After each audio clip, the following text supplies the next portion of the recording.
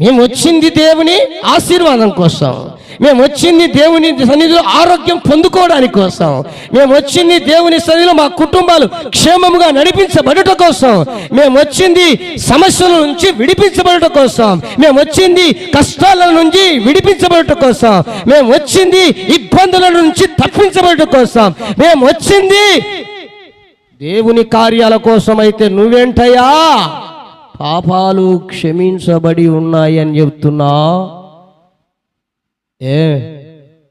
ఏ పాపం చేశావు?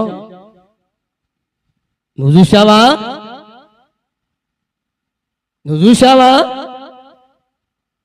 ఎక్కడ చేసింది చూసావు? ఏం చేసింది చూసావు? చొక్కా పట్టుకోను నడి రోడ్లో నిలదీసో అడిగేవారు కూడా లేకపోలేదు. అవునా కదా?